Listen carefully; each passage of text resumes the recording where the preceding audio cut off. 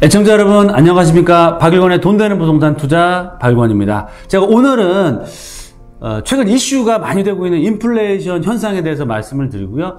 인플레이션이 급격하게 커지고 있습니다. 그에 따른 우리의 대응 방안 어떻게 해야 될지 알아볼 수 있도록 하겠습니다.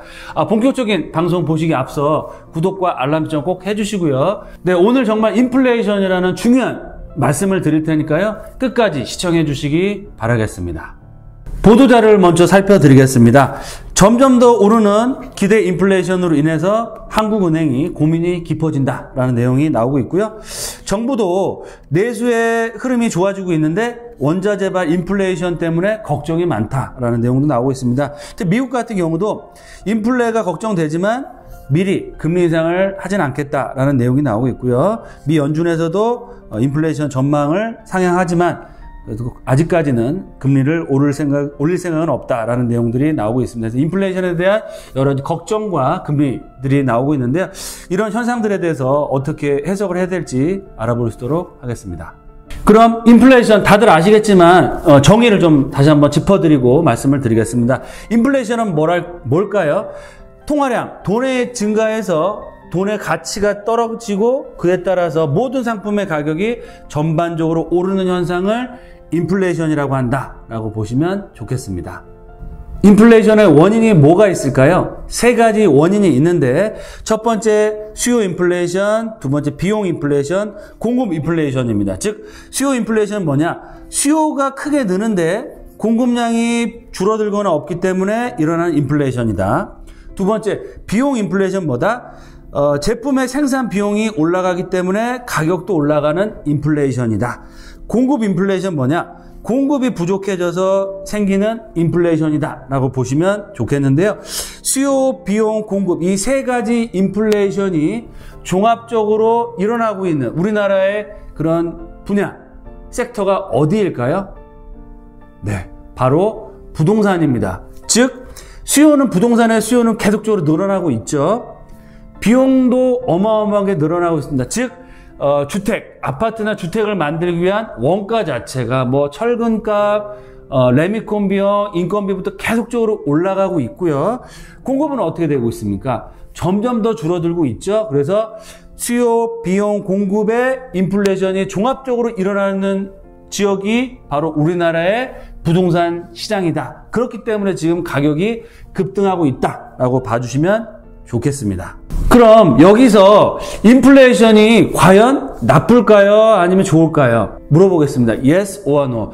일반적으로 우리가 인플레이션 하면 나쁜 거야 라고 생각을 하고 있죠. 하지만 정답을 알아보겠습니다. 정답을 말씀드리겠습니다. 각자의 상황, 포지션에 따라 다르다라고 말씀을 드리겠습니다. 즉 어떠한 상황에 위치하고 있냐에 따라서 인플레이션이 나한테 좋을 수가 있고요. 어떻게 보면 인플레이션이 굉장한 마이너스 요인이 될 수 있다라고 보시면 좋겠습니다. 그럼 예상을 좀 해보겠습니다.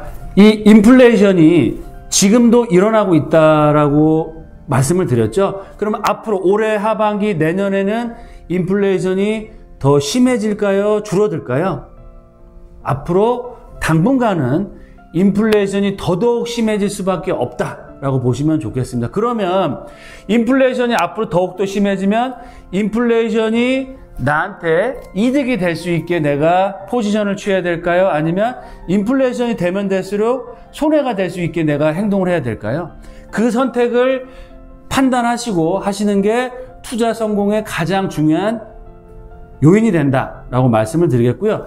제 방송을 보시는 분들은 앞으로 인플레이션이 더 심해지면 심해질수록 내가 더 돈을 많이 벌 수 있는 그런 분들이 꼭 되셨으면 좋겠습니다.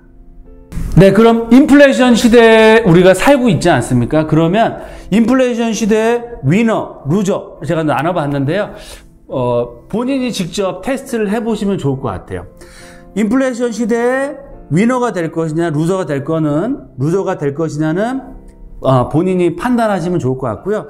월급 받는 직장인과 사업가 누가 위너일까요? 네, 맞습니다. 사업가가 위너가 될 확률이 높다라고 말씀을 드리겠고요. 두 번째, 대출이 많은 사람이 위너일까요? 적은 사람이 위너일까요?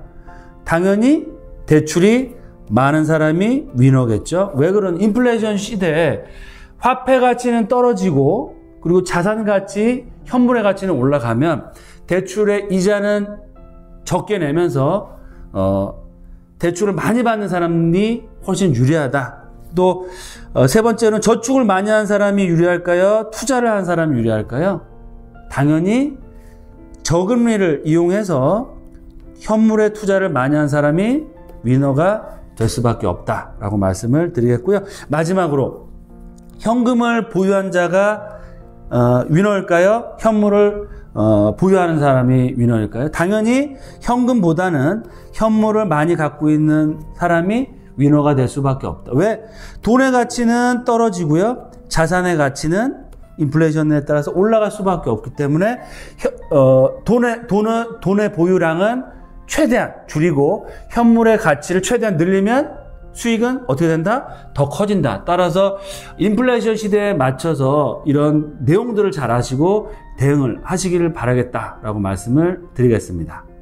네, 그럼 마지막으로 방송을 보시는 우리 시청자님들의 선택과 행동은 어떻게 해야 될까요? 제가 4가지 정도로 정리를 해봤는데요. 첫 번째로는 남에게 돈을 받는 것을 좋아하지 말고요. 남에게 돈을 줄 수 있는 사람이 되라 라고 말씀을 드리겠습니다. 뭐 꼭 사업을 하신다면 좋겠지만 사업을 안 하신다고 하더라도 이런 마인드, 오너 마인드, 투자자 마인드로 접근을 하셔라 라고 말씀을 드리겠고요. 두 번째로 정말 통장에 1, 2억, 10억 돈 있다고 자랑하지 마시고요. 아파트 또는 정말 안 되시면 빌라라도 정말 한 채 사놓는 분이 되셨으면 좋겠다라고 말씀을 드리겠습니다. 그리고 세 번째, 대출금리 무섭다라고 생각하지 마시고 저도 수천 분을 만나 뵙고 투자 상담을 해드리면 정말 지금까지 내가 대출을 한 번도 안 받은 거에 대해서 굉장히 다양스럽게 생각한다는 분들도 많이 만나 뵀습니다. 하지만 그런 분들의 99%는 어떻게 된다? 자산은 거의 없다. 내 집 한 채 있으면 정말 다행인 거고요. 거의 대부분이 자산 형성이 돼 있지 않습니다. 그래서 대출을 두려워하지 마시고요. 하지만 본인의 능력껏 이자 상환한 능력은 되셔야겠죠. 이자 상환한 능력이 되는 한 어떻게? 풀로 대출을 받아서 어떻게 투자해라? 현명하게 똑똑하게 투자하셔라 라고 말씀을 드리겠고요. 마지막으로 지금 인플레이션 일어나고 있습니다. 부지부식간에 우리 애청자님들이 아시든 모르시든 알 수 있잖아요. 집값은 계속 올라가고 자산 가치는 주식같이 올라가고 있는데 내 월급은 그대로고 돈의 가치는 떨어지고 이자는 없잖아요. 그거를 보시더라도 인플레이션 시대가 왔다라고 보시면 좋을 것 같고요. 중요한 건 지금까지는 장난입니다. 앞으로 정말 초인플레이션 시대가 올 수도 있고요. 그렇기 때문에 마인드를 리셋하시고 과거의 고정관념들을 다 어떻게 보시면 좀 깨시고요. 새로운 고정관념을 새로운 생각을 가지시고 이제부터 행동하셔라 라고 말씀을 드리겠습니다. 이렇게 해서 인플레이션 시대에 우리가 어떻게 대처를 해야 살아남고 또 큰 수익, 인플레이션이 심하면 심할수록 내가 더 큰 수익을 얻을 수 있는 그런 성공적인 투자자가 되시기를 진실된 마음으로 생각하면서 방송을 했고요. 오늘 방송 이렇게 해서 정리를 해드리겠습니다. 돈보다 소중한 건 뭐다? 건강입니다. 늘 건강 잘 챙기시고요. 하시는 사업 잘 되시고 저희 또 특강 시간에 건강한 모습으로 만나 뵙도록 하겠습니다. 감사합니다.